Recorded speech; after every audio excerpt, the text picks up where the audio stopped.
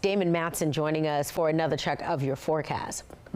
It's so interesting how yesterday it was like storms, rain, lightning show, and now the humidity is like oppressive. You'd think it would go away after we had all that rain, That's what I was thinking. That's the tough part about this whole weather pattern. We just get storm after storm, but it doesn't go away, that humidity. Jeez. So, like you said, I think we got to pick our battles. I guess some of us are happy it's not pouring right now, but it's downright hot and humid, folks. So be prepared if you're going to step out the door early this afternoon, especially. Here's our view out toward Roslyn. At face value, not bad. We have some sunshine. It is quiet, and that is some good news, especially across parts of northern Virginia, where the heaviest rain and those flooding issues happened last night. But here's where those temperatures stand.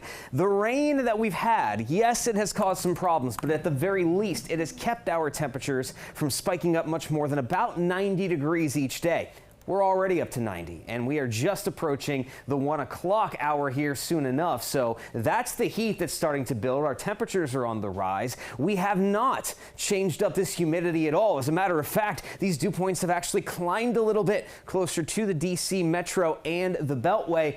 Upper 70s. That's on the high end of how much those dew points can go up. So with all of that in place, we have a feels like temperature of 102 in the district, Leesburg, Manassas, Waldorf, and these numbers are only expected to climb, and we'll have other locations like Frederick, Culpeper, even out toward Woodstock and Hagerstown reaching up toward the triple digits before all is said and done.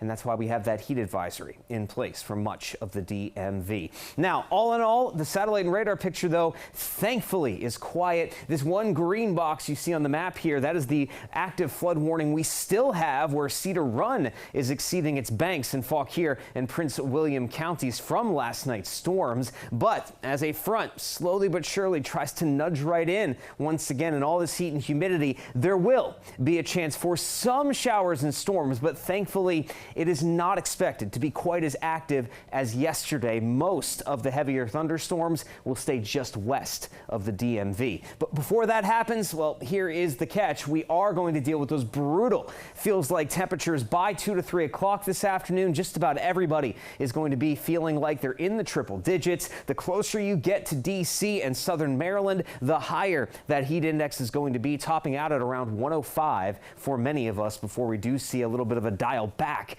with those heat index values. One, because of a few showers popping up, and two, because, well, we'll head toward the end of the day and that sun will set. Now, speaking of showers and storms, here's what I'm talking about. 4 o'clock here, we are fast forwarding a good bit. We'll have some isolated showers and storms bubbling up. Now, most of this activity is expected to stay out toward the Shenandoah Valley, the Blue Ridge Mountains, the Allegheny Front. A few of these could leak all the way over to I-95, but for the most part, the large majority of the DMV stays dry for the rest of the day today. That'll let some of that water recede from some of our streams and creeks that are out there. Now, as we head into the day on Friday, that same front I was just talking about, it is slowly going to settle in and then just south of the DMV on Friday. Now, the exact placement of that front will play a key role here, but we are expecting a more active day with all that heat and humidity still built up.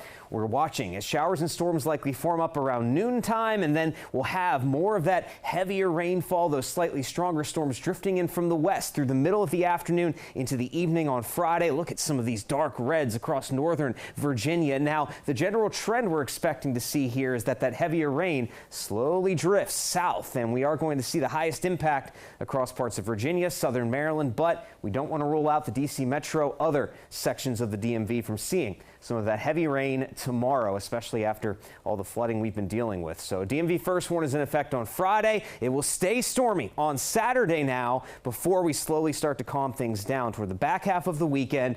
And there we go, totally dry as we head into early next week. All right, Damon.